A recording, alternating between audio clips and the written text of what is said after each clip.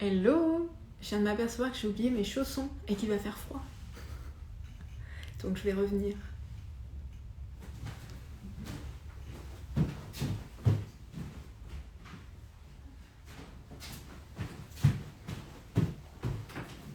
Hello! J'étais partie chercher mes chaussons parce qu'il fait froid à Paris. Et du coup, pieds nus, il fait froid. J'espère que vous allez bien. Hello!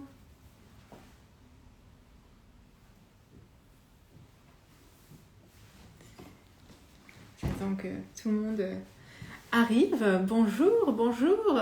Ça fait si longtemps. J'ai l'impression, je sais pas, ça fait quoi? Je veux pas dire de bêtises, mais 5 mois que j'ai pas fait de live. Je pense que le dernier c'était Gabin. Et ça devait être courant avril, je crois. Pouh, ça fait un temps monstre. Je me demande si je vais pas enlever la lumière derrière. J'ai l'impression que ça fait un peu alien, quoi, avec l'auréole à côté. Bref. Merci. Oui, c'est ma blouse Aloha. Voilà, j'essaye de lire en même temps.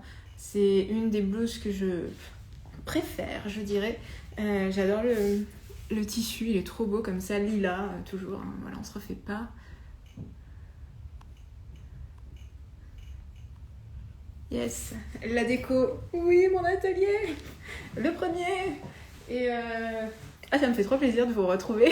Je suis bête parce que du coup, je suis super contente toute seule dans mon grand appartement. Enfin, c'est un peu surréaliste. Mais ouais, c'est trop cool. Donc là, il y a toutes mes machines. Voilà. Là, je suis au niveau de mon plan de travail. Donc là où je fais mes découpes, où j'épingle, où je tourne mes tutos, tout ça. Ici, j'ai une grande fenêtre. Donc ça, c'est cool. Vous voyez, hop, j'ai une fenêtre. D'ailleurs, ce matin, c'était trop drôle. Parce que il y a des... Tu sais, je vois des cordes, mais des cordes d'escalade tomber du coup devant ma fenêtre. Alors, c'est quoi ce truc? Limite, je voulais fermer la fenêtre en mode attaque de ninja. Et en fait, c'était des messieurs qui... Je sais pas ce qu'ils ont fait à la façade, mais ils ont dû nettoyer ou un truc comme ça. Et j'étais là, c'était trop fou. Ça, c'est un métier, tu sais, tu descends du toit comme ça en rappel pour nettoyer la façade. Enfin bref, voilà.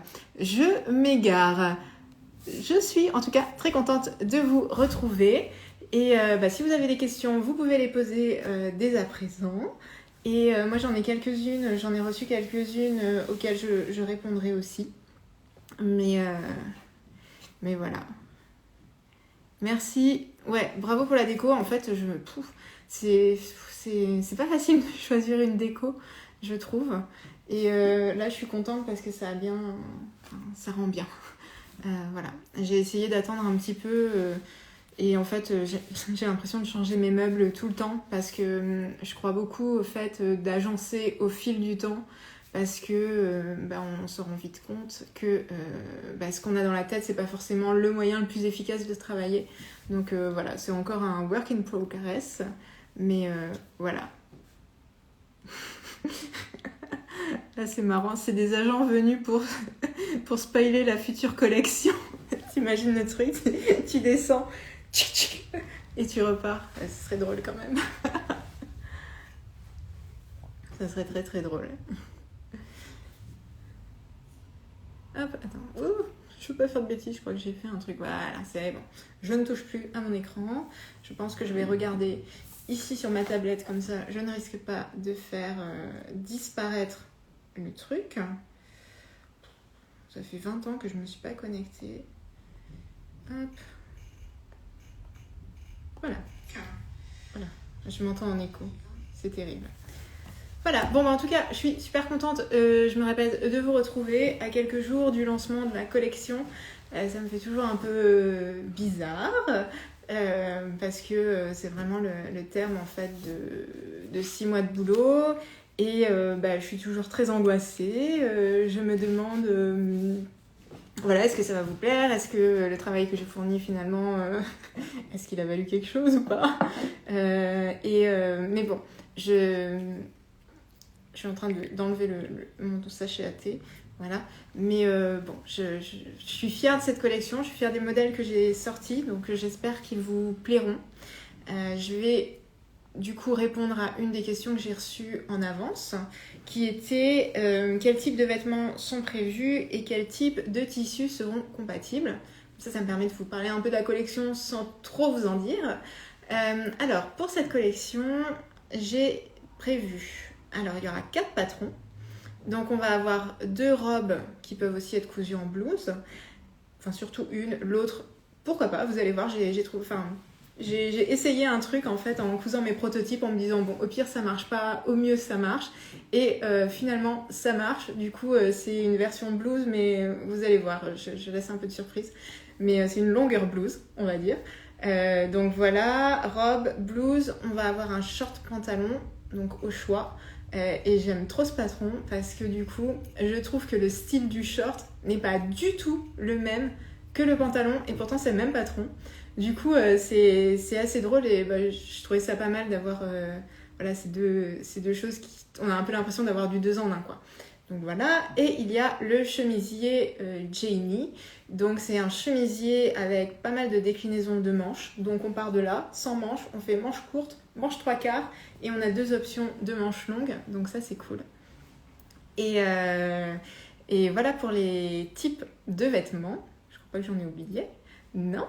Et pour les types de tissus, ah oui, non, c'est ça que je voulais vous dire, c'est que au niveau des types de vêtements, j'ai choisi des types de vêtements qui sont accessibles parce que la collection automne-hiver dernière, donc en 2020, j'avais fait quand même 3 patrons, on va dire plutôt intermédiaires difficiles puisqu'il y avait 2 pantalons et une veste de tailleur.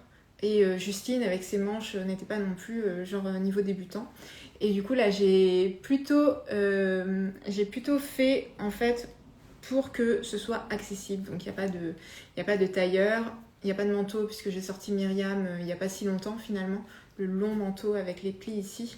Donc voilà, on va être sur des pièces qui seront accessibles et qui pourront bien sûr aller avec les tailleurs, enfin les vestes de tailleurs, les manteaux que j'ai déjà sortis.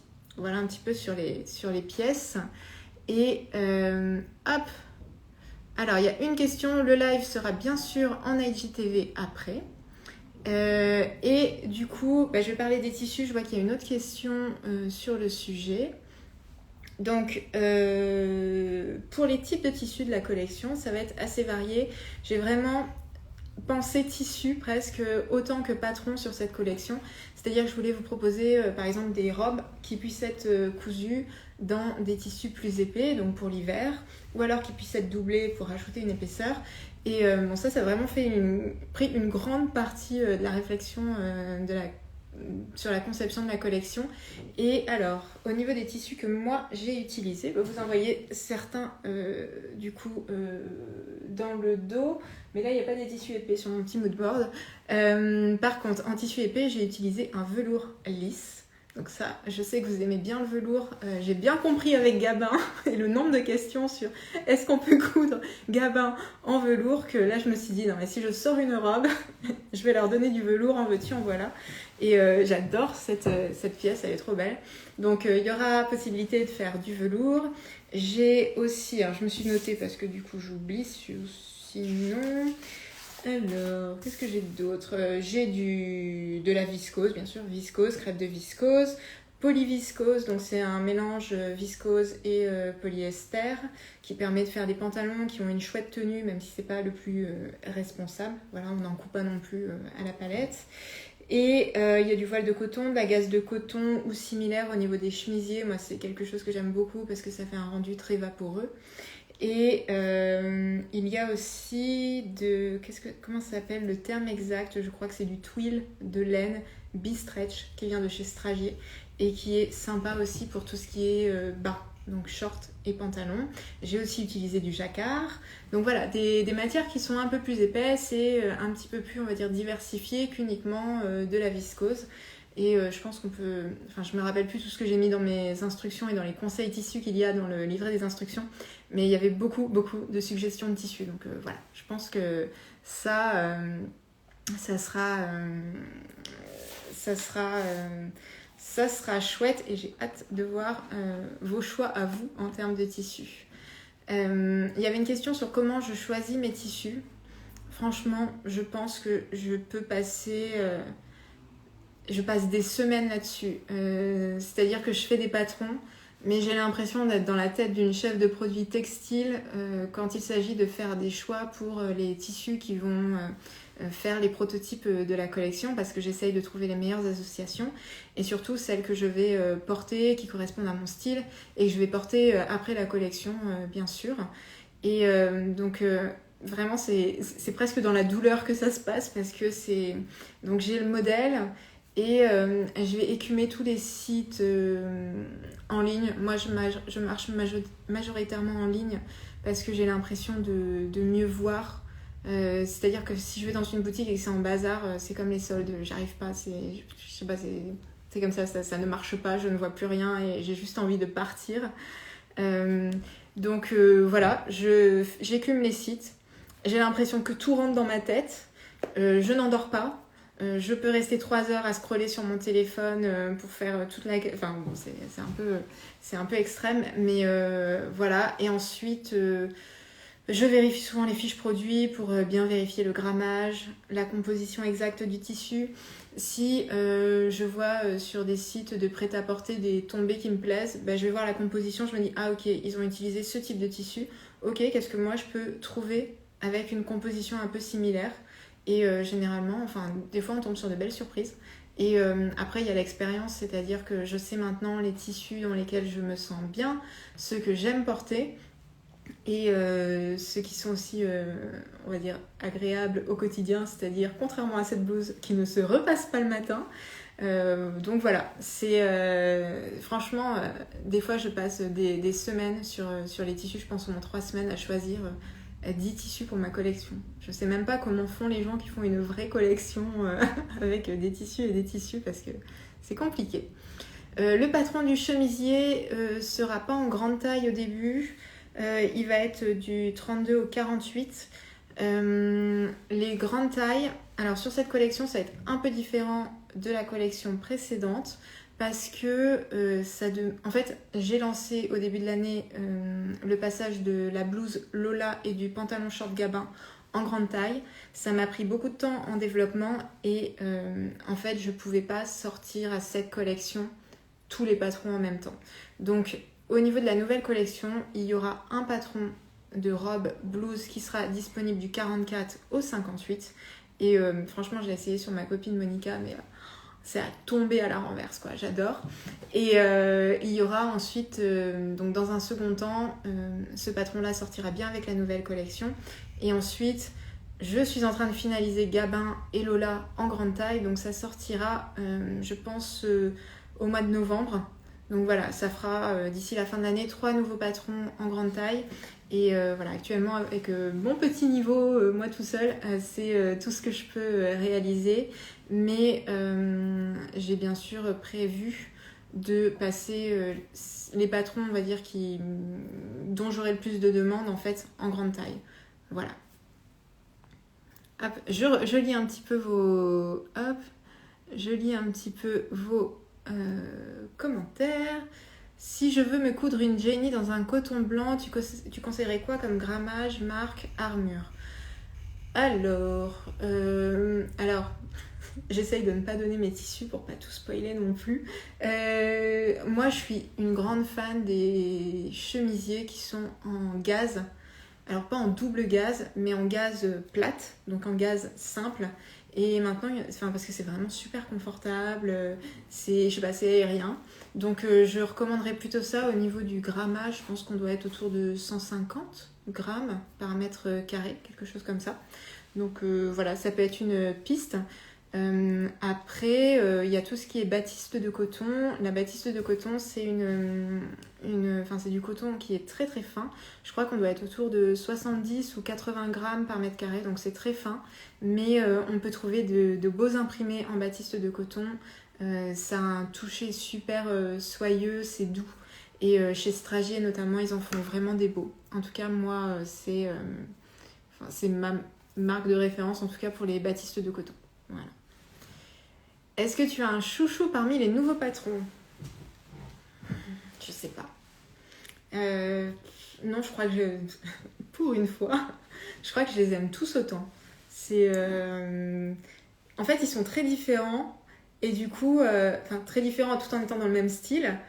Mais je trouve que c'est compliqué du coup d'en préférer un que l'autre.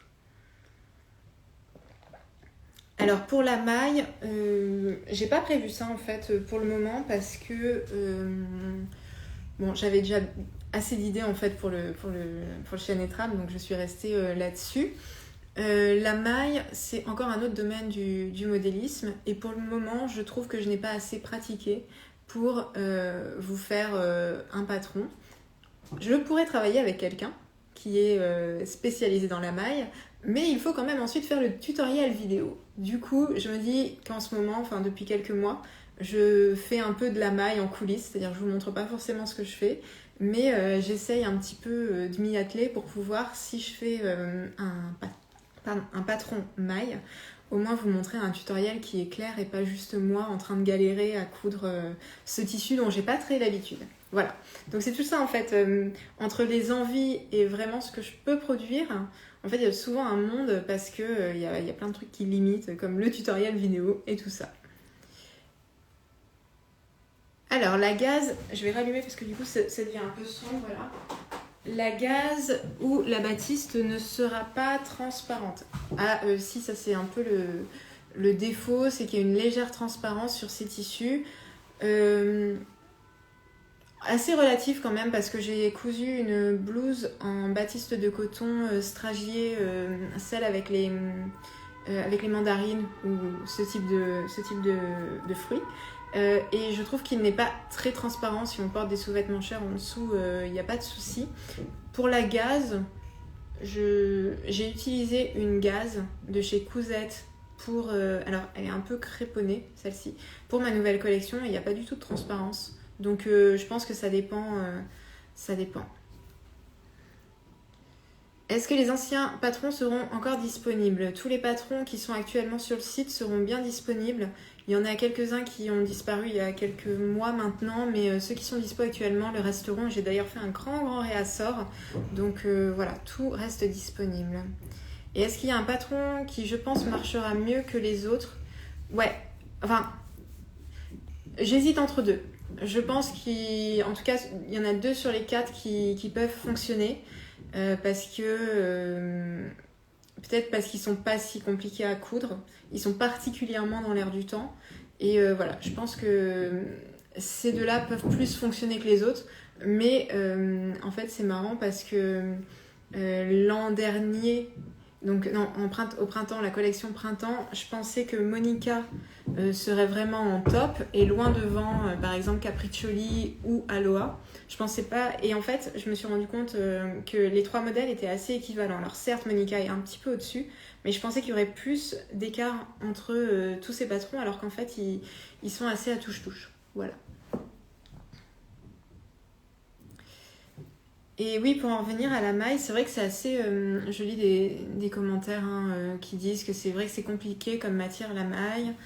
Et en fait, même en cousant de la maille, je sais pas, je pense que sur certains aspects, je crois que ma voisine a gardé ses talons. Elle est en train de nous faire des claquettes en haut. Pardon, j'ai perdu le fil de ce que je disais. Je pense pas avoir tous les bons réflexes pour coudre de la maille.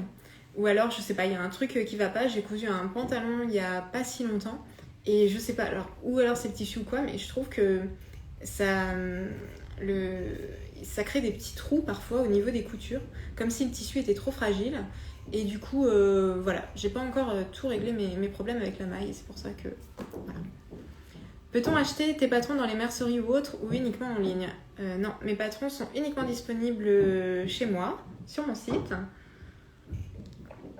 C'est un choix. J'ai pas envie de développer un réseau de revente, notamment parce que si je développe de la revente, je passe mon temps à faire de la revente et du coup je peux pas créer des patrons. Déjà là je suis au max du nombre de patrons que je peux créer par an.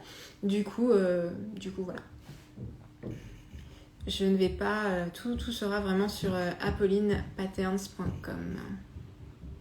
Ah, c'est peut-être un problème de tissu, effectivement. D'aiguille.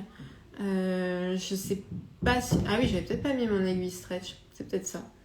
Voilà. Vous voyez un peu le niveau. Je vais pas vous sortir un patron tout de suite. Non, mais sortir le patron, c'est encore différent. Après, je pourrais... Mais voilà, comme ma sortie de patron est toujours conditionnée par la réalisation d'un tutoriel vidéo, voilà, je préfère acquérir un petit peu plus d'expérience afin de vous proposer une expérience consommateur parfaite. Voilà. Non, je plaisante beaucoup, mais en fait, je suis super de bonne humeur de vous retrouver pour ce live. Voilà, c'est tout. Et alors, parmi les autres questions, je crois pas que j'en ai oublié d'autres. Voilà, je crois que j'ai répondu. Il n'y a pas de gilet. Voilà. Ensuite, hop. Voilà. Ah, ça m'est arrivé les petits trous quand j'ai cousu un body. Du coup, je le mets pas, j'ai peur. Et oui, les aiguilles font la différence. Ah, c'est peut-être ça. Bon, moi, c'était un pantalon de pyjama. Mais du coup, j'ai trop peur de le passer en machine. Du coup, c'est un peu le serpent qui se mord la queue. C'est-à-dire que, en fait, je le porte pas pour pas l'abîmer. En même temps, si je le mets, je l'abîme. Bon, voilà. En tout cas, félicitations, c'est impressionnant le travail qu'il doit y avoir pour sortir autant de patrons toute seule avec des beaux livrets plus vidéos à chaque fois. Merci beaucoup. C'est effectivement, j'ai préparé un petit peu, je vous avais dit qu'il y avait quelques questions qui avaient été posées en amont du live. Et justement, le commentaire que je vois croise en fait ce que j'allais dire parce que on me demandait si le kimono que j'avais cousu pour mes demoiselles d'honneur à mon mariage allait sortir en patron. Et je réponds à chaque fois que j'ai la question, j'espère trouver le temps. Mais, et donc je voulais vous expliquer pourquoi. Et en fait, c'est que je pense que j'ai choisi, alors c'est un choix, hein, raisonner, penser, tout ça, mais j'ai choisi de vraiment mettre le paquet sur chaque patron, c'est-à-dire que je fais mon maximum, donc déjà pour que le patron soit nickel quand il sort, mais je fais aussi le maximum en termes d'accompagnement du modèle même, c'est-à-dire un livret d'instructions qui est très détaillé. Je sais pas si vous avez déjà acheté mes patrons, mais l'idée c'est vraiment presque, je trouve, dans la manière de rédiger, j'essaye de faire comme si je vous parlais en fait, que j'étais à côté de vous et je vous disais bon on va faire ci, et voilà comment on va le faire, maintenant on va passer à ça, et voilà comment on va le faire. Et donc après j'illustre, donc j'essaye de faire beaucoup de dessins pour illustrer chacune des étapes, en tout cas toutes celles qui nécessitent vraiment de visualiser, comme si vous pouviez utiliser uniquement le livret, ou alors uniquement le tutoriel. Et ensuite, il y a la grosse partie qui est le tutoriel vidéo, qui là aussi, maintenant, je dirais depuis 1 an et demi, ce sont des tutos qui sont assez détaillés, assez longs. Et voilà, donc forcément, tout ce développement en fait pour un seul patron, ça prend du temps. Et je peux pas faire plus de X patrons par an parce que voilà, matériellement j'ai pas assez de temps. Donc voilà. Donc le patron du kimono, je ne sais pas. J'espère avoir le temps un jour, mais j'ai pas envie non plus de me dire ce patron il est pas trop compliqué donc je sors pas de tutoriel parce que j'ai pas envie d'exclure non plus si justement le patron est simple. Pourquoi exclure les gens qui voudraient débuter avec ça en ne faisant pas de tutoriel? Donc voilà, c'est toujours très compliqué. Hop, j'espère une blouse avec un joli col volanté. Je ne dirai rien, je resterai silencieuse. J'ai envie de me lancer dans le hack de Myriam. Est-ce qu'il convient pour une débutante? Alors ça reste un manteau. Donc ça dépend débutant. Est-ce que débutant en manteau? Alors là je réponds oui. Débutant de tout, je pense que je commencerai peut-être avec quand même un vêtement plus simple, donc avec moins d'étapes, qui serait un top d'abord sans manches, ou alors une jupe, quelque chose d'un petit peu plus simple. Ensuite peut-être une blouse, comme ça permet d'apprendre comment on monte des manches, par exemple. Parce que le patron Myriam est quand même un patron doublé. Donc il a été pensé, et le tutoriel est pensé pour justement que ce soit cousu comme premier manteau, mais ça reste un manteau. Voilà, donc je ne sais pas si je réponds correctement à la question, mais en tout cas j'espère que ça aidera. Et il y a une autre question, fais-tu appel à des testeuses pour tes nouveaux patrons ou tu fais tous les tests toi-même? Ça, c'est une autre question que j'ai eue justement en amont et à laquelle j'avais prévu de répondre.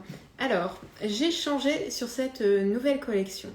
Je fais des tests sur mes patrons depuis 2019, donc ça fait à peu près 2, 4, ça a fait 5 collections avec des testeuses.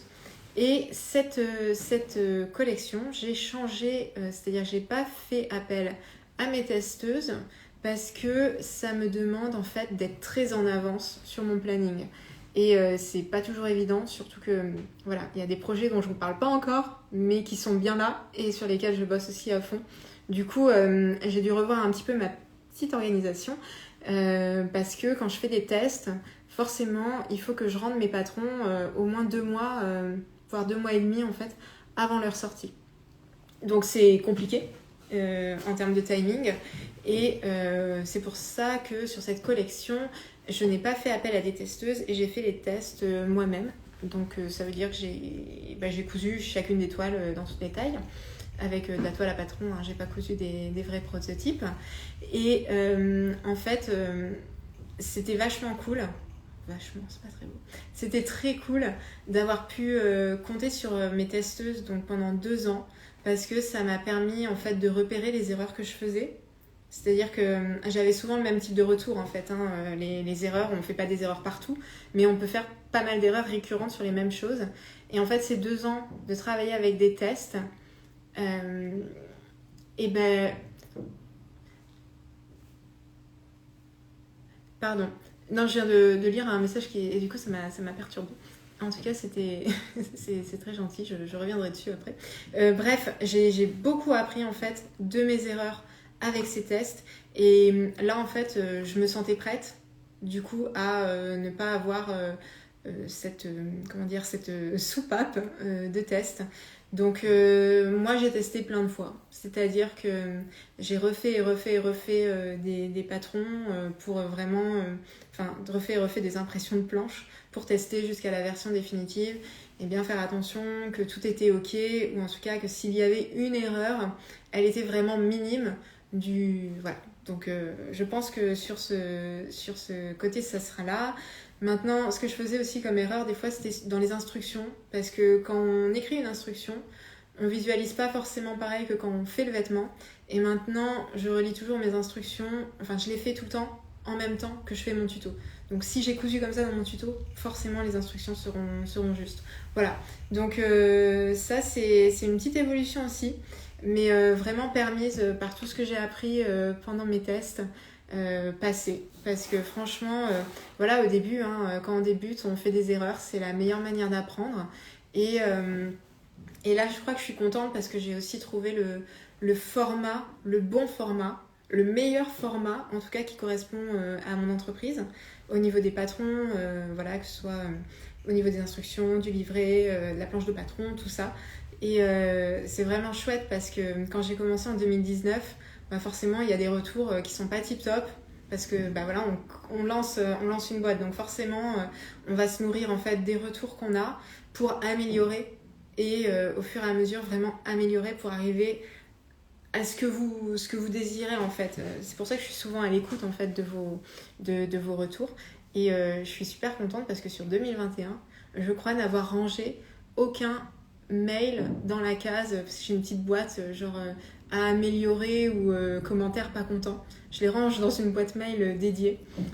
Je fais ça en fait, c'était surtout pour me déstresser parce que dès que je recevais un commentaire qui n'était pas positif, pas forcément méchant, bon il y en a eu des méchants mais pas forcément méchants, mais voilà un peu négatif, pour moi c'est la fin du monde, Appeline Patterns ferme, tout ça, et du coup je me suis dit bon attends, tu reçois quand même très peu de messages négatifs, mais pour moi ils prenaient tellement une grande place que je me suis dit rationnellement il faut que je trouve une manière de canaliser ça. Donc j'ai créé une boîte à messages négatifs et du coup je mets tous les messages négatifs dedans et je crois que sur 2021 je n'en ai pas mis dedans.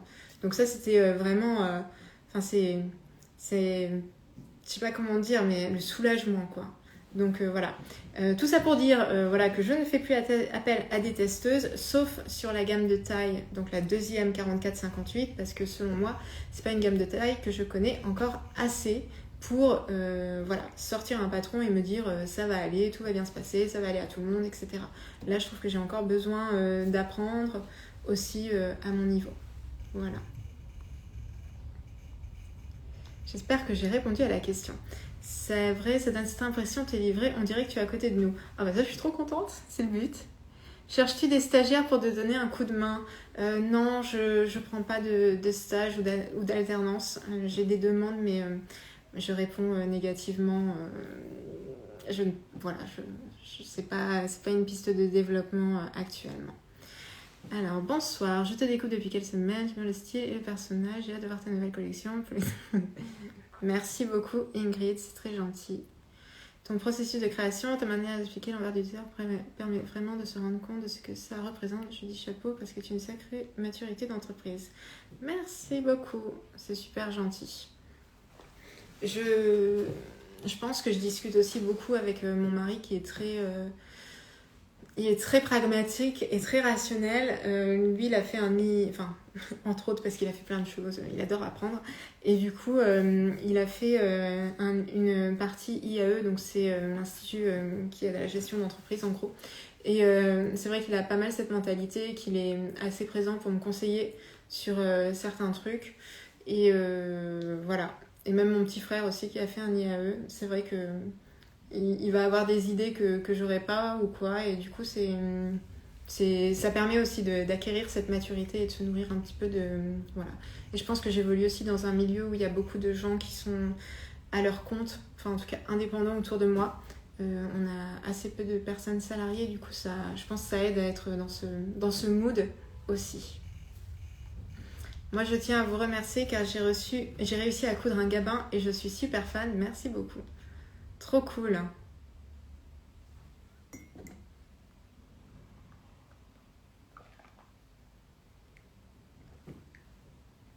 Je suis en train de remarquer que je me bois un thé à 18h30. Je ne sais pas si je vais dormir. J'évolue beaucoup grâce à vos patrons et vos tutos. Merci. Encore quelques petits indices de la nouvelle collection. Mais que puis-je dire ? Ça, c'est des questions que j'aurais dû préparer. Parce que je sais pas. Va falloir m'aider. Va falloir m'aider parce que je suis pas sûre que je vais réussir à trouver des indices. Je peux vous décrire... J'allais dire, je vais vous mettre 3 adjectifs sur la collection. Mais je pense que je n'arriverai pas à les trouver. Quelles sont tes inspirations pour la nouvelle collection ? Merci de m'aider, vous êtes trop gentils. Mes inspirations. En fait, je pense que c'est plus que des inspirations, c'est vraiment c'est l'époque qu'on vit, quoi. Et en fait, j'ai l'impression de me répéter par rapport à ma collection printemps-été, mais je me nourris énormément de ce qu'on vit. Alors pas forcément en regardant les infos et quoi, mais juste vraiment comme notre quotidien a changé en fait. Et ma précédente collection, Over the Rainbow, c'était vraiment filez-moi de l'oxygène, j'en peux plus d'être confinée, reconfinée et tout ça. Et il va falloir de la couleur, il va falloir de la douceur, il va falloir quelque chose pour souffler quoi. Et là, j'ai l'impression qu'avec cette collection... Donc on a fait la bouffée d'oxygène a été prise et maintenant j'ai envie de dire ok, le contexte est ce qu'il est en ce moment, on sait pas comment ça va évoluer, mais là maintenant dans cette période, donc ce mois de septembre, octobre, où c'est pas la folie hein, mais où ça va mieux, on va profiter en fait de ça. Et à travers les vêtements en fait. C'est-à-dire que j'ai créé, je pense, des patrons qui sont extrêmement adaptés au quotidien, qui donnent de l'élégance. Ça, c'est toujours mon truc. J'essaye de faire des patrons élégants qui peuvent être portés à toutes les occasions, que ce soit au boulot, en soirée, à un dîner avec un amoureux ou pour une virée shopping, je sais pas, enfin vraiment pour juste dire bon maintenant c'est bon, on sort du legging et on s'habille et on essaye de se redonner en fait de la motivation en s'habillant. On essaye de reprendre aussi confiance en nous, de nous repimper un petit peu tout ça parce que voilà, on a quand même vécu un contexte compliqué où on voyait personne et je trouve que malgré tout, notre morale n'était pas aussi haut que quand on pouvait aller voir nos parents, je sais pas, danser dans les bars enfin je sais pas, ou même danser chez soi avec 4 amis, où on se posait toujours la question de est-ce que je peux inviter 2 personnes à déjeuner parce que bon, on sait jamais tout ça. Enfin 2 personnes j'exagère, mais quand il y avait la limite à 6, on se demandait bon bah ouais on est 7, est-ce qu'on le fait quand même? Non, on le fait pas. Mais du coup si on n'invite pas ces personnes, et ben elles vont se sentir un peu, donc bon bah on fait rien. Et du coup bon voilà, c'était un petit peu c'est vraiment cette envie. Et voilà, mais mon inspiration c'est juste le quotidien, dans un quotidien actif où on fait des choses et où on voit des amis, où on va au travail, où on va au ciné, on va manger des pizzas, tout ça. Voilà. C'est un petit peu voilà, l'ambiance. Je remonte les questions parce que vous en avez eu plein du coup. Voilà. Un thème, des couleurs. Au niveau des couleurs, il y a beaucoup de Bordeaux. Je sais pas pourquoi, mais ça m'a inspirée. Il y a beaucoup de Bordeaux. Je pense que c'était la petite teinte. Il y a moins de rose sur cette collection, mais il y a beaucoup de Bordeaux. Je pense que c'était la teinte qui se rapprochait le plus. Voilà. La collection est toujours très chic et classe, mais en étant facile à porter. C'est vraiment l'idée. Tu as appris tout toute seule, j'adore ton travail. Hâte pour la nouvelle collection, merci. Le nom de la collection... Non, je vais le garder secret parce que j'ai tout un petit laïus que j'ai pris 3 heures à écrire hier. J'étais sur mon téléphone comme ça. J'ai pris 3 heures à écrire un post Instagram. Voilà. Donc, parce que oui, mon post de lancement de collection est prêt et il débarquera dimanche, je sais pas à quelle heure, sans doute 18h30, 19h, quelque chose comme ça. Donc je vais juste laisser secret parce que en fait le nom de la collection se lit, enfin il se dit mais il se lit aussi, enfin bref. Voilà, je laisse un petit peu le suspense. Comment organises-tu tes journées d'entrepreneur? Pas trop difficile d'être seule, comment fais-tu pour ne pas te sentir sous l'eau? Alors, je pense que je suis une personne qui travaille très bien toute seule. C'est-à-dire que je n'étais pas asociale quand j'étais dans le monde salarié, je dirais pas ça, mais le moins je voyais mes collègues, le mieux, quoi. Je m'entendais très bien avec ma co-bureau et avec voilà, une autre collègue. Mais je sais pas, j'ai jamais été super proche de mes collègues, aller boire un verre avec eux, raconter ma vie, tout ça. J'ai toujours eu je sais pas, un blocage du fait qu'on était sur un lieu de travail et que ça demandait quand même une certaine, pas tenue, mais je trouve qu'on peut pas parler de tout. Enfin, c'était ma vision. Du coup, je n'ai pas du tout de mal à travailler seule. Je sais pas, peut-être que c'est pour ça du coup que j'arrive aussi à me... Enfin, vous voyez, j'ai pas besoin de me motiver le matin à me lever. Donc j'arrive à me lever, je sais pas, je me lève à quelle heure? 8h, et je commence à 9h à peu près, après avoir pris mon petit déj. Et ensuite, la journée file, j'ai souvent une petite to-do, c'est-à-dire avant les collections, par exemple, j'ai un rétro-planning que je fais sur un papier. Donc je note la collection et je me dis, bon, là, il faut que ce soit fini, ça soit fini, etc. etc. Et j'essaye de me tenir à ces délais. Je pense que ça vient aussi du fait que... Alors, je suis pas hyper...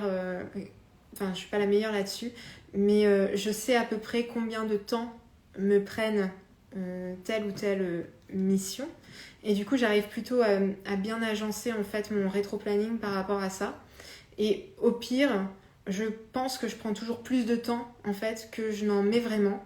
Et du coup, je suis toujours plus en avance qu'en retard, ce qui est mieux. Mais c'est aussi parce que je me mets pas mal la pression. C'est-à-dire que je travaille, j'ai un mode de travail qui est en mode vraiment, je commence à 9h et je relève le nez à 13h, quoi. Je fais pas de pause, généralement, et en fait je vois pas l'heure passer. C'est un peu comme si j'écrivais une disserte, vous savez, sur les concours là qu'on fait avant de rentrer à l'école et tout.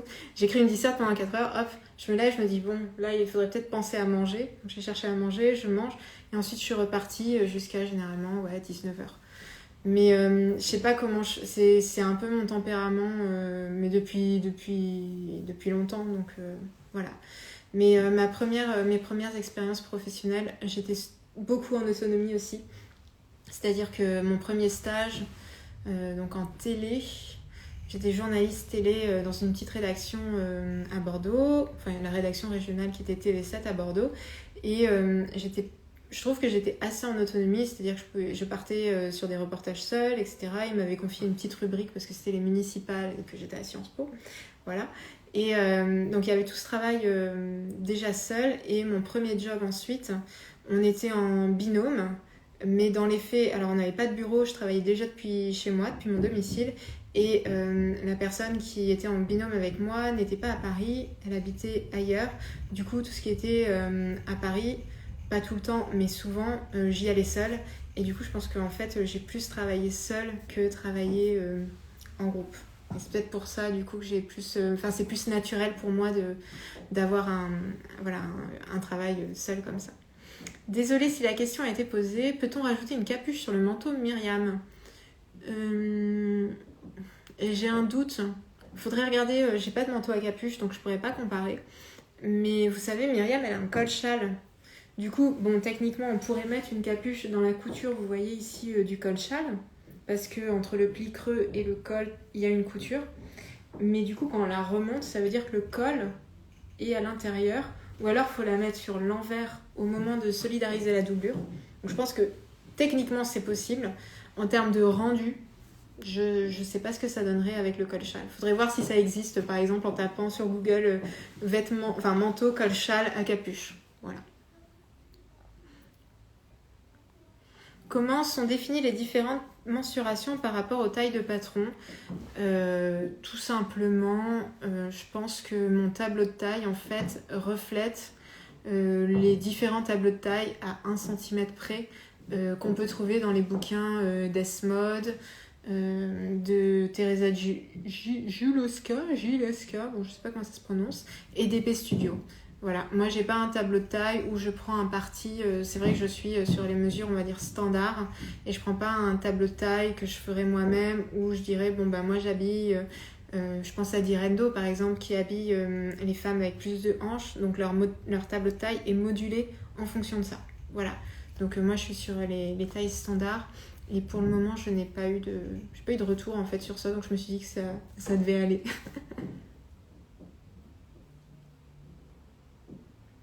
Alors, je suis juste en train de lire vos petits mots quand j'expliquais un peu l'esprit de la collection.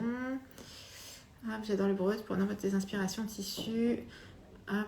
Comment décris-tu la femme Apolline Patterns ? Je pense que c'est une femme qui a envie... qui est active. Je pense que déjà elle est active, mais elle veut toujours avoir le souci du détail et de l'élégance, mais elle veut quand même être confortable, quoi. Et surtout, elle veut que la mode lui donne un petit peu ce supplément de confiance en elle, c'est-à-dire qu'on met un vêtement, on est une autre personne un petit peu.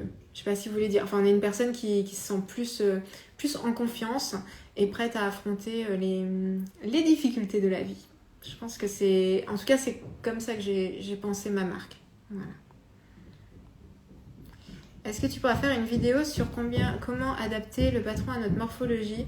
Alors sur mes derniers patrons, depuis 1 an, je crois, il y a un livret des ajustements qui est proposé donc spécifique à chaque patron, et ça permet justement d'adapter le patron. J'explique comment on grade entre les tailles, j'explique par exemple les ajustements de stature quand on est plus petit ou plus grand que la norme du patron Apolline Patterns. Donc voilà, ça c'est quelque chose que vous avez quand vous achetez le patron.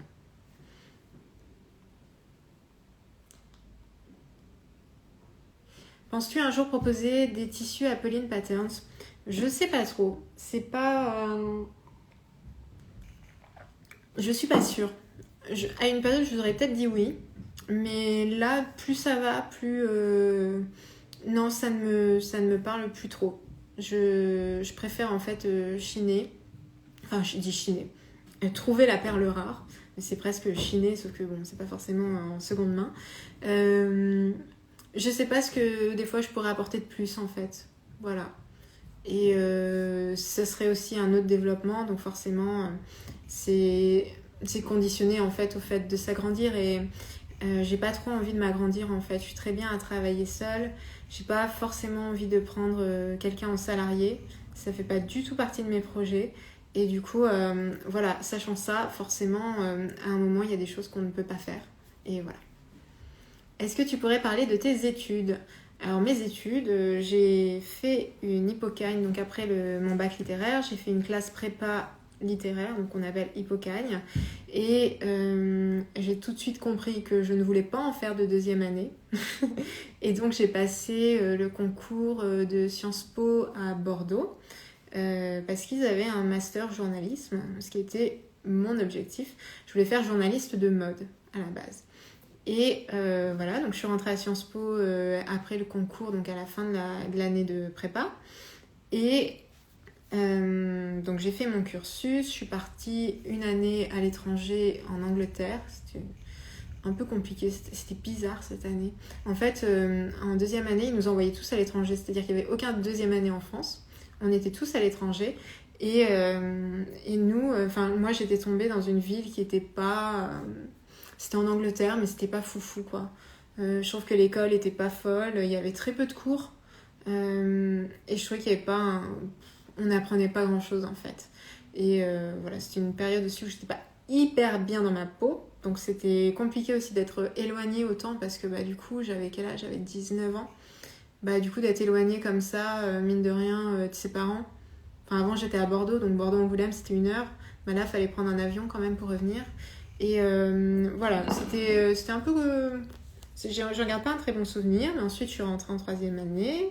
J'ai fait mon master journalisme, donc c'était une année de préparation aux écoles de journalisme. Donc on avait quelques cours, pas mal de préparation au concours, parce que il y a très peu d'écoles et très peu de places forcément pour la somme de personnes qui veulent faire ça. Et j'ai pas eu le concours, voilà. Et du coup, j'ai continué après en cinquième année, mais il n'y avait pas vraiment de cinquième année prévue pour les personnes qui ne réussissaient pas le concours. Du coup, c'est une année où il fallait repréparer les concours et clairement, moi en fait, j'avais pas envie. J'avais pas envie de recommencer à faire 2 ans après Sciences Po, donc ça faisait déjà 6 ans d'études, donc ça veut dire rajouter encore 2 ans, ça faisait 8 ans, et j'avais pas envie. Donc j'ai commencé à faire des stages, donc le stage à Bordeaux à TV7, ensuite j'ai fait la chaîne parlementaire, et ensuite j'ai trouvé 5 mois après, c'était un peu compliqué, ce boulot justement de journaliste. Voilà, c'est un peu mon cursus scolaire. Et j'ai parlé plusieurs fois dans des podcasts justement de comment je suis passée de journaliste à Pauline Patterns. Mais en gros, mon expérience de journaliste s'est mal terminée parce que l'entreprise pour laquelle je travaillais avait des difficultés financières, les salaires n'étaient plus payés et du coup on a mis fin à ma collaboration, donc licenciement économique. Et donc grosse période de flip. Et donc je travaillais en cinéma, donc journalisme cinéma, autant vous dire qu'il y a une centaine de journalistes à Paris, quoi, et il n'y a pas beaucoup de place. Du coup, je me voyais pas trop faire autre chose. Enfin, j'avais pas envie de faire les journalistes pigistes qu'on voit sur BFM, aller courir après n'importe quel scoop. C'est pas du tout mon kiff. Et j'avais surtout, après les mois compliqués financièrement à cause de ce boulot, envie de retrouver de la stabilité. Et c'est pour ça que j'ai cherché dans la communication. Et c'est ce que j'ai fait en fait. Donc après le journalisme, j'ai fait de la communication. Et c'est à ce moment-là que j'ai lancé mon blog aussi, parce que je voyais bien que je faisais un compromis sur ce que j'aimais, qui était d'écrire et de partager des choses. Et voilà, après, Apolline est née petit à petit, 3 ans après la création de mon... Non, 2 ans après la création de mon blog. Voilà. Juste un petit mot pour dire que j'apprécie beaucoup tes indications pour adapter les patrons à sa morpho et le fait que tu proposes très souvent une taille 32. Merci. Travailles-tu avec des influenceuses couture ? Alors non, je fais pas d'influence parce que, en fait, moi j'ai commencé... Alors, j'aime pas ce terme influenceuse, je préfère travailler avec les personnes qui ont un blog parce que, je sais pas, j'ai toujours une petite affinité avec les personnes qui ont des blogs, qui prennent le temps de partager vraiment leur expérience. Et donc j'ai commencé moi en tant que blogueuse. Et du coup, j'ai commencé à faire des partenariats avec des marques. Et à un moment, je me suis aperçue quand même. Bon, ils t'offraient quelque chose, mais clairement, le gros du travail, c'était à toi de le faire. Et encore, à l'époque, j'étais blogueuse. Je faisais de la couture, mais bon, ça c'était perso. J'avais des partenariats mode éthique. Mais du coup, à cette époque-là, donc t'acceptes le vêtement, tu le portes, tu le prends en photo, t'en parles, t'écris un article de blog, ok. Mais quand on te propose un partenariat en couture et qu'il faut coudre le vêtement, pour moi, en fait, c'est pas juste de travailler avec des influenceurs sans leur proposer une rémunération. Je parle en couture et dans l'autre monde, enfin, et carrément même dans tous les domaines, puisque même si tu ne fais que porter un vêtement, faut que tu te déplaces pour aller shooter ton vêtement. Il faut que tu achètes le matériel adéquat, parce que bon, on va pas se mentir, un bon appareil photo, ça fait la différence. Il faut souvent que tu aies le logiciel de retouche qui va. Il faut que tu aies ton site. Enfin, pas forcément, mais si tu as un blog, il faut que tu payes l'hébergement de ton blog. Il faut que tu passes du temps à écrire. Et moi, je sais que sur des partenariats, je pouvais facilement passer 6 heures à produire du contenu, en fait. Et je trouvais, en fait, parfois abusé que des marques viennent me dire « Oui, ben, on vous offre tel produit, et puis on attend ça. » Je disais « Bah non, en fait. Si tu n'as pas de budget, tu ne peux pas me proposer ça. » Alors du coup, moi, je n'ai pas de budget à allouer à l'influence. Du coup, je ne travaille pas avec des influenceuses. C'est tout, en fait. Et si j'ai des demandes, je sais que parfois j'ai des demandes spontanées de personnes qui me proposent de coudre en échange, à moi de leur passer un patron en échange. Mais en fait, je sais pas, je décline généralement parce que je suis pas à l'aise avec ce système. Voilà, tout simplement. Et de manière très transparente. Je ferai de l'influence quand j'aurai les moyens d'en faire. Et surtout, je pense que, je sais pas, il faut avoir vraiment une affinité avec la personne. Enfin, si je faisais de l'influence avec quelqu'un, c'est quelqu'un pour qui je sais que elle connaîtrait en fait mon travail et elle apprécierait vraiment mon univers. Voilà. Parce que pour moi, avoir fait des partenariats avec des marques que je connaissais pas trop, en fait, je me suis rendu compte que dans la manière dont on parle, tu peux être très content du produit et tout, mais je sais pas, je trouve qu'il manque quelque chose. Et c'est un peu la même chose. Enfin, moi, personnellement, je travaille pas non plus avec des marques, c'est-à-dire que la plupart du temps, j'achète mes tissus. Ça, je vous en avais déjà parlé. J'achète tous mes tissus parce que, en fait, c'est ma manière de soutenir les autres créatrices. Parce que, par exemple, si moi, je sais pas, je donnais des patrons à toutes les créatrices de tissus avec qui je m'entends très bien, bon, certes, mon entreprise vivra encore, mais du coup, je sais pas, je trouve que c'est aussi donnant-donnant. Pour moi, j'achète mes tissus parce que ces personnes ont passé du temps à travailler, à produire ce tissu, à produire ces boutons, et c'est une manière de soutenir. Et puis surtout, alors je suis pas du tout à l'aise avec le fait de venir Hello toi, j'espère que tu vas bien. Est-ce que... Enfin, je peux pas demander en fait, c'est impossible pour moi de demander quelque chose comme ça. Donc voilà, j'achète mes tissus. Et en plus, ça, je trouve que je me sens libre. Du coup, c'est-à-dire que des fois, parce que j'en ai fait des partenariats pour essayer et pour arriver à ce moment-là où je me dis non, je perds ma liberté, je perds mon honnêteté, je perds mon authenticité. Je trouve que voilà, je peux acheter un tissu, je peux être déçue du tissu une fois cousu. Et quand je le suis, j'en parle pas parce que moi, mon but, c'est pas d'aller dire ah ce tissu il est pas bien, ou voilà, il me convenait pas à moi, et ce sera peut-être pas le cas d'une autre personne. Et je trouve que quand tu noues un partenariat, que la personne t'a envoyé le tissu et que tu te dis bon je vais poster une création, donc clairement c'est pas mon style, j'aime pas tout ça, en fait voilà. Et puis je me voyais pas leur dire non, j'aime pas votre tissu une fois cousu, du coup je le partagerai pas. En fait, ça me crée tellement de nœuds au cerveau que du coup j'ai préféré ne pas... voilà, comme ça j'achète mes propres trucs, je suis libre de les poster, de pas les poster, et voilà, c'est tout.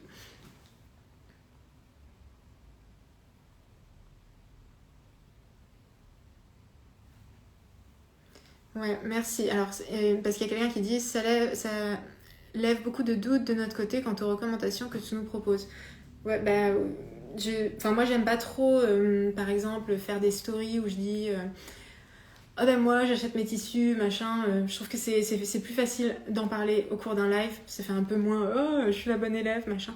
Et parce que bon voilà, c'est comme ça, mais du coup voilà, c'était l'occasion d'en parler. Mais voilà, c'est surtout parce qu'en fait, dès que j'ai fait des partenariats, je me sentais trop pressurisée en fait sur il faut que je le couse avant telle date, en fait, j'ai plus le temps et j'ai plus l'énergie pour ça. Hop. Alors, une autre question. Pensez-vous remettre la veste Christie en version pochette ? Non, elle ne sera pas disponible en version pochette. En fait, il y a eu une petite, pas cassure, mais je dirais qu'entre la saison printemps-été 2020 et automne-hiver 2020, c'est là où j'ai vraiment repensé le concept entier de mes patrons et où j'ai intégré tous les retours que j'avais eus sur une année pour les injecter dans les années suivantes. Et du coup, pour moi, Christie, il est encore de l'ancienne génération, on va dire ça. Et les instructions sont pour moi pas assez détaillées, le tuto non plus. Et du coup, ça m'embête de faire réimprimer des pochettes et d'envoyer le signal, genre, voilà. En fait, j'ai envie que quand vous achetez un patron à terme, quand vous achetez un patron, vous avez la même qualité, que ce soit les anciens ou les nouveaux. Et c'est pour ça que j'ai remis à jour la plupart des patrons anciens qui marchaient très bien. C'est pour que vous ayez le même niveau de service, entre guillemets, quoi. Donc voilà. Quand sera envoyée ta newsletter ? Ah oui, une question de nouvelle collection. Parce que donc je vais poster mon contenu dimanche soir sur Instagram où vous allez voir les 4 modèles en même temps. Donc voilà. Et j'avais dit qu'il y aurait une petite exclue pour la newsletter qui sortira un petit peu avant. Pourquoi je fais ça ? C'est parce que je me souviens de la collection précédente où malheureusement mon site était tellement ralenti par l'affluence que je me suis dit bon vas-y, essaye de trouver une solution qui te permette de diffuser un petit peu le trafic qui voilà. Mon boulot c'est aussi même s'il y a personne sur le site, mon boulot c'est de penser et s'il y a du monde sur le site, comment on fait pour que ça se passe le mieux possible pour tout le monde. Et du coup je pense que la newsletter sera envoyée en début d'après-midi, le dimanche, sachant que la collection, elle, sera en ligne, enfin pas la collection, le lookbook de la collection sera en ligne vers 19h le dimanche soir. Donc il y aura une petite fenêtre de 2-3 heures peut-être où il devrait y avoir moins de monde sur le site. À voir. J'espère en tout cas que ça va bien se passer parce qu'alors ça, je me stresse pas encore parce que je me dis que c'est dans 4 jours, je peux stresser. C'est de savoir si le site va tenir. Et s'il faut que je prenne un abonnement au-dessus pour le serveur pour accueillir encore plus de monde. Voilà, c'est un peu... le site qui crache, c'est la hantise de tout le monde. Voilà. Peux-tu nous conseiller un site bon rapport qualité-prix pour les tissus et tout ce qui est mercerie pour les budgets serrés ? Je sais pas si je suis de bons conseils là-dessus. Parce que j'ai tendance à pas forcément chercher le meilleur prix, mais vraiment chercher ce qui me plaît. Du coup, je saurais pas donner ce type de conseil là. Je pense que le seul conseil que je peux donner, c'est que pour les tissus les moins chers, tout ce qui est coton, c'est quand même plus abordable. Et pour les boutons, par contre, ça monte super vite. Moi, je prends mes boutons à 2 endroits. Hein. Principalement, c'est chez Atelier Brunette et chez Liz Taylor. Mais ce sont voilà, des boutons, des très jolis boutons. Du coup, forcément, ça monte vite en fait quand on en a besoin de, je sais pas, 8 pour une robe par exemple.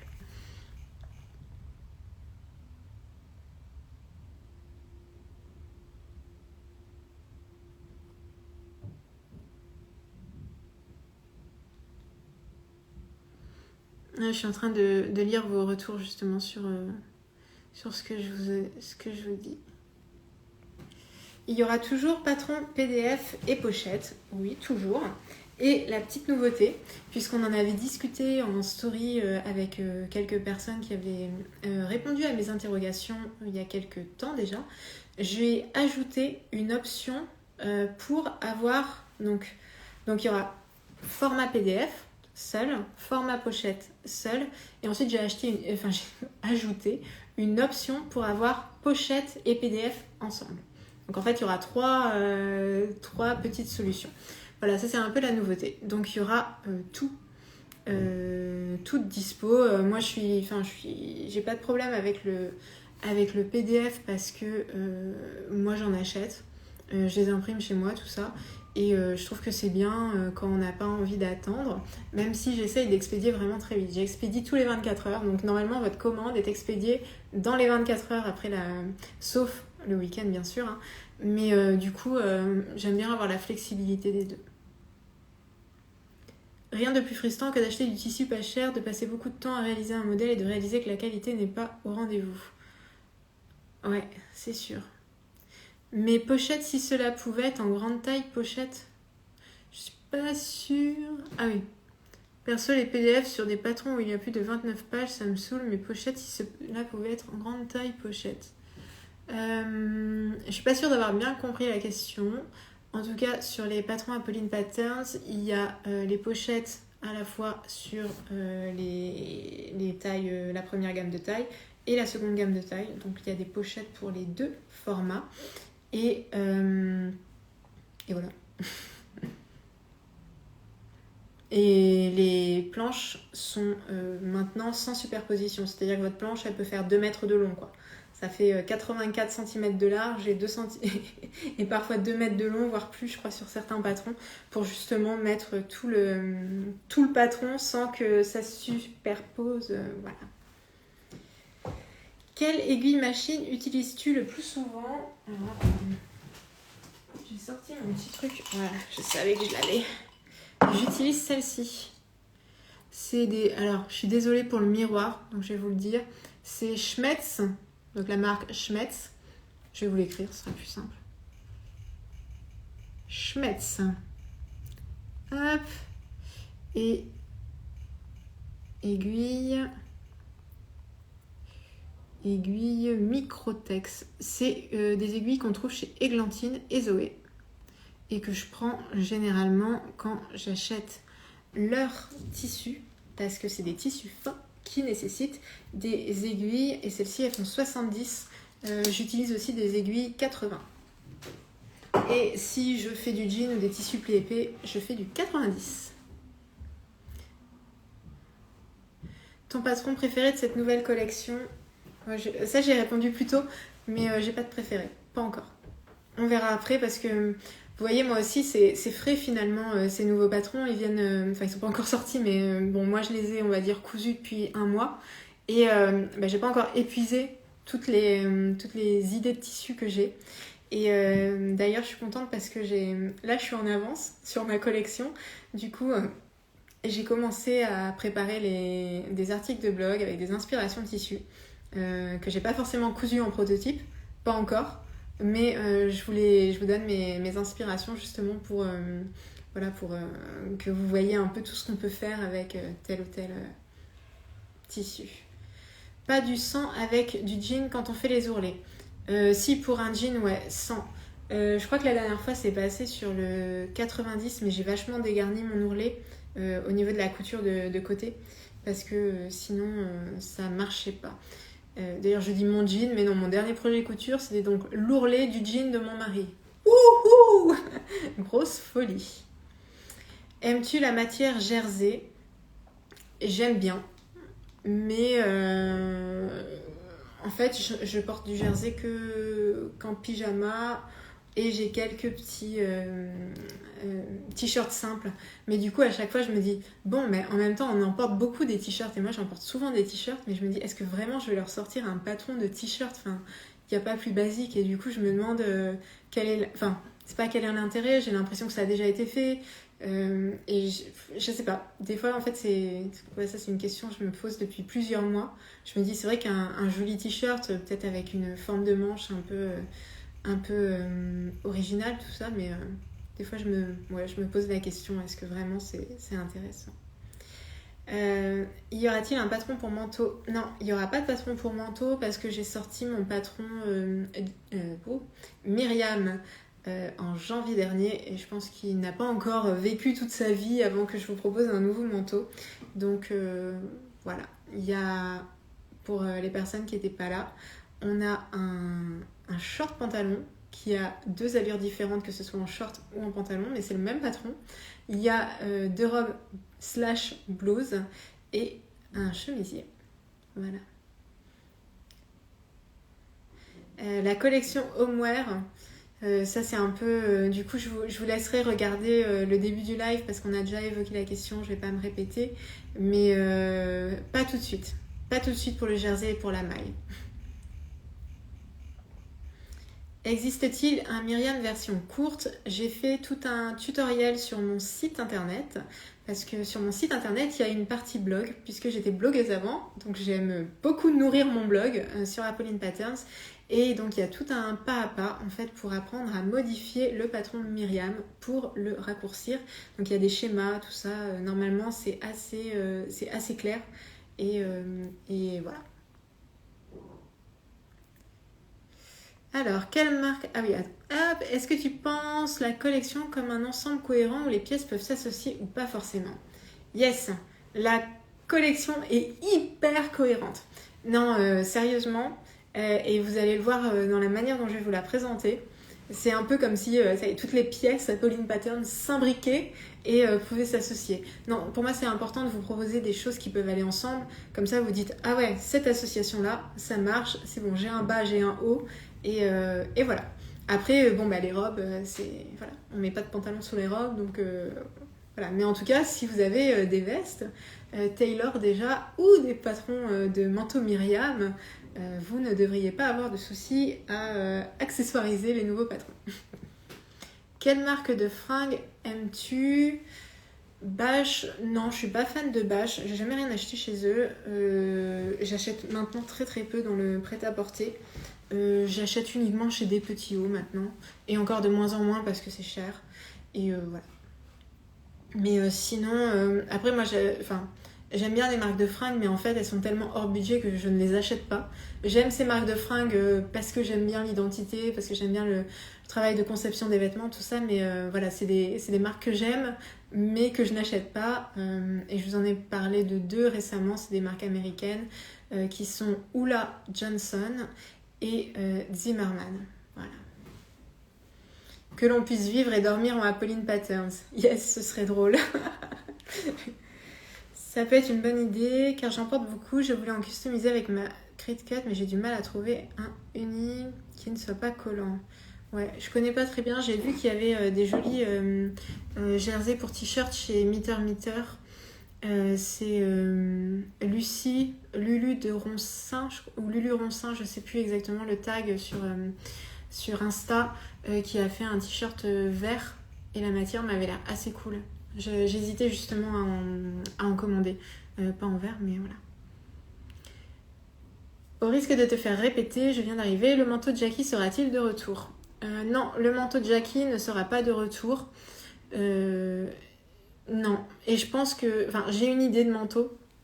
Alors certains pourront trouver des connexions avec Jackie, mais j'ai une autre idée de manteau qui se rapprocherait en termes de style, mais je suis pas sûre qu'il y ait des festons, ou peut-être, je sais pas. Du coup, ce serait pas le même patron, donc il y aura pas de retour, mais en tout cas, le prochain manteau que je vais sortir, j'ai déjà l'idée, et il sera dans l'esprit un peu comme Jackie. En tout cas, il renverra la même image de la femme que Jackie, donc voilà.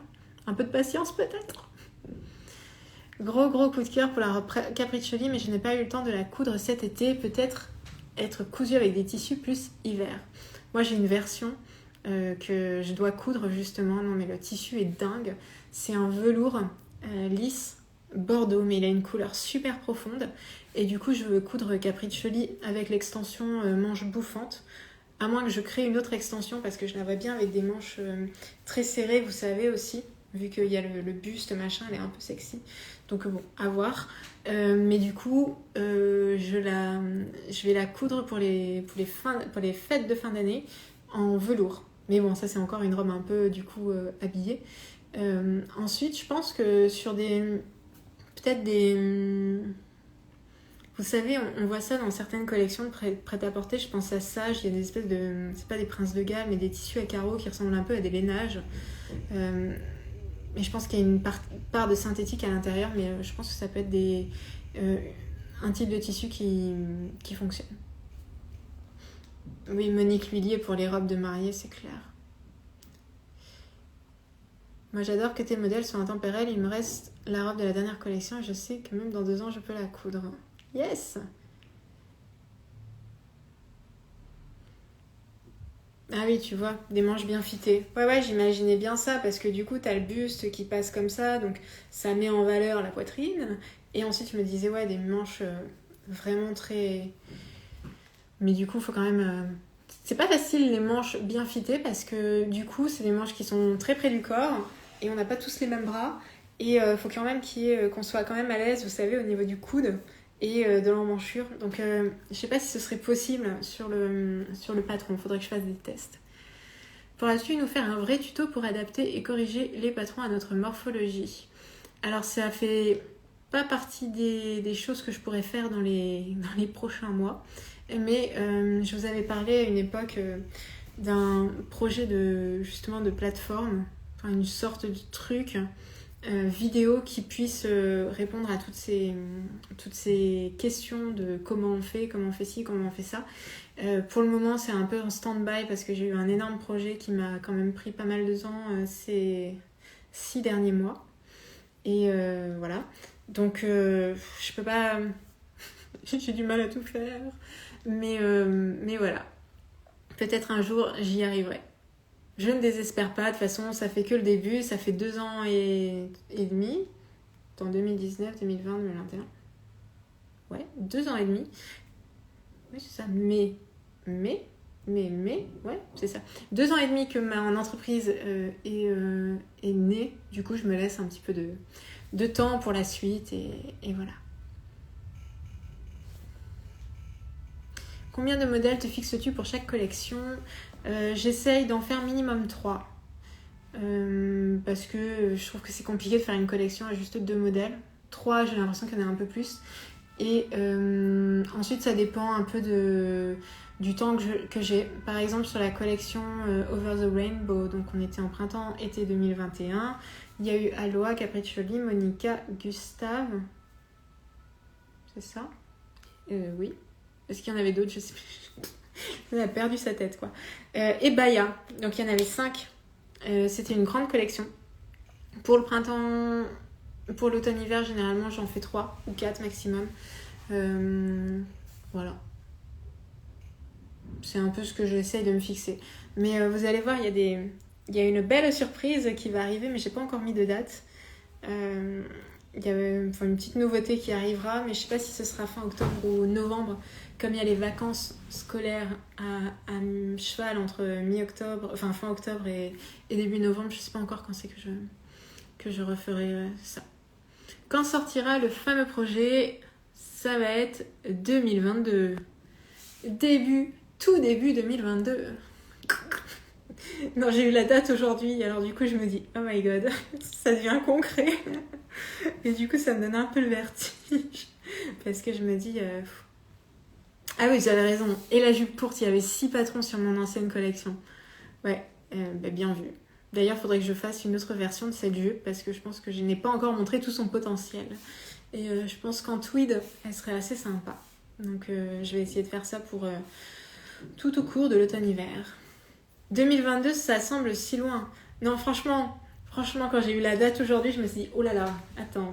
C'est vrai qu'on est encore en septembre. Donc octobre, novembre, décembre. Franchement, il y a 3 mois parce que ça sort tout début janvier. Voilà. Donc, une chose après l'autre, la collection et ensuite... Ah oui, il y a quelqu'un qui dit, c'est ça, je suis perturbée parce qu'il y a des gens qui proposent des choses et du coup je vais dire, parce que je vais faire un lapsus donc entre les deux et c'est compliqué, mais voilà. Quelle matière de tissu aimes-tu? Alors moi, je suis à fond sur... J'adore le coton. En fait, tout ce qui est gaze de coton, mais pas double gaze, gaze plate, j'adore. Et ensuite, je suis désolée, mais comme je suis une grande fan des pantalons, je trouve que les tissus poly-viscose, donc c'est à moitié viscose et polyester, c'est pas le top, ok. En revanche, ça donne des tombées de folie sur les pantalons, et comme j'adore ça, pantalons, shorts, tout ça, voilà.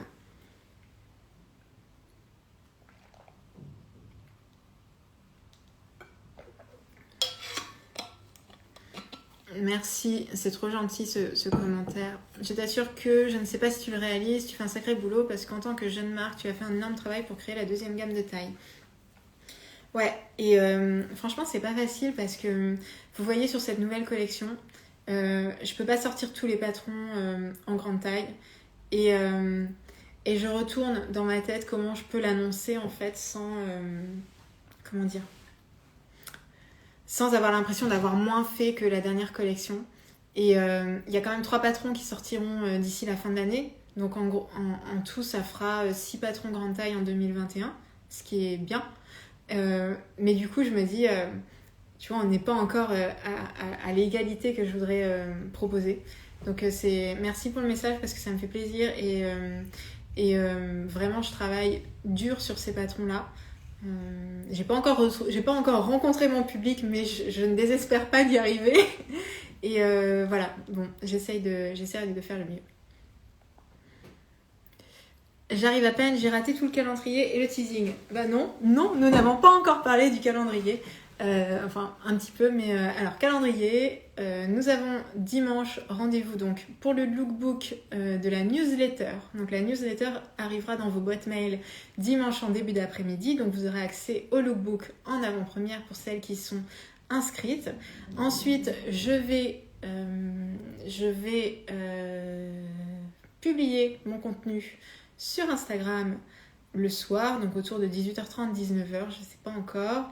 Et vous aurez aussi le lookbook du coup qui sera en accès libre. Voilà. Et ensuite, donc je vais vous présenter tout au long de la semaine chacun des modèles dans le détail, l'esprit de la collection, tout ça. Donc voilà. Et les patrons sortiront le samedi 9 octobre à 9h30. 9-9, c'est facile. Et voilà, ça sera lancé.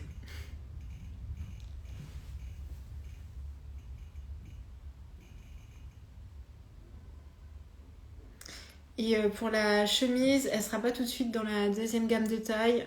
J'ai expliqué justement au tout début, enfin je sais pas si c'était au tout début, mais au cours du live, j'ai expliqué pourquoi. Et ça viendra peut-être.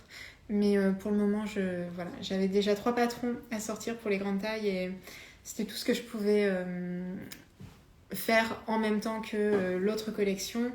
Et ces projets qui s'accumulent. Voilà. Bon, bah, en tout cas, c'était super cool. Ça fait déjà 1h20, donc je vais m'arrêter là. En plus, c'est terrible, il faut vraiment que... Ah oui, il y avait quelqu'un qui posait une question justement en amont. Et voilà, faites ce que je dis, hein, pas ce que je fais. Qui posait une question pour savoir comment optimiser son bureau pour ne pas avoir mal au cervical. Et alors, mon conseil numéro 1, c'était d'avoir une bonne planche de découpe qui soit vraiment, vous voyez, au niveau. Moi, j'ai un îlot de cuisine Ikea. Et du coup, il arrive un petit peu plus bas que le nombril, mais un peu comme quand on coupe les légumes. Donc, on a la bonne hauteur, on n'a pas besoin de se pencher. Et ensuite, mon deuxième conseil, c'était quand vous vous asseyez et que vous cousez, serrez les abdos parce que ça va vous mettre droite. Et comme ça, vous allez plutôt avoir le dos droit et les cervicales dans le prolongement, plutôt que de faire ça comme ce que clairement je suis en train de faire depuis 1 heure. Voilà. Je ne porte pas une blouse de la nouvelle collection, c'est le chemisier Aloha avec l'extension manche bouffante. Donc j'adore ce jeu de plis. Voilà, c'est des manches bouffantes avec un joli poignet plissé. En fait, c'est le même qu'il y a, vous voyez, sur la robe Monica que j'avais publiée pour Noël. C'est la même chose. Alors là, sur le noir, de toute façon, on voit jamais rien sur le noir, mais il y a bien les plis. Voilà.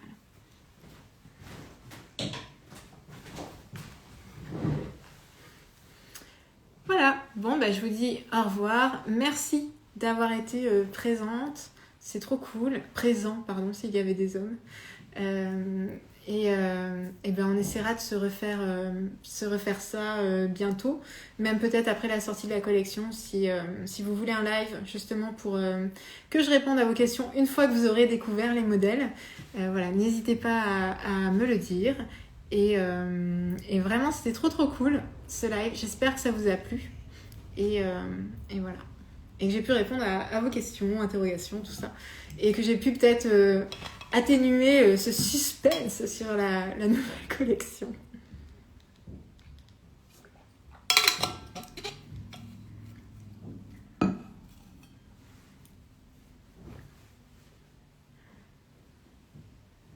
Je lis vos petits messages. Bonne soirée à vous aussi. Je ne sais pas ce que je mange.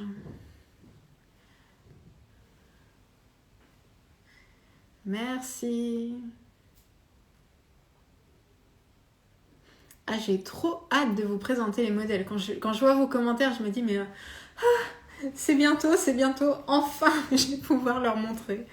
C'est un peu ça, tu sais, quand tu dois garder secret un truc, genre la surprise de Noël, le cadeau de je ne sais pas qui à Noël que tu adores, et que tu es là, faut que j'attende, et enfin, c'est le matin de Noël. C'est un petit peu ça. Bon, bah, je vous souhaite une très belle soirée, et de mon côté, je vais mettre le live en replay sur ma chaîne, pas sur ma chaîne, sur mon compte Instagram, la perd la tête, IGTV. Tartine, ratatouille, chèvre et miel. Ah non, chèvre. Ah oui, non, moi j'ai carrément rajouté le miel sur le chèvre. C'est génial. Oh, c'est gentil, bravo pour tout. Je ne coupe presque que du Appeline Pattern parce que j'adore l'univers auquel je m'identifie totalement. Merci. Allez, je vous fais des bisous et puis on se dit... Alors, je vais essayer de retrouver comment on sort du live. Et je vous dis à très bientôt, avant dimanche, le grand reveal. À bientôt!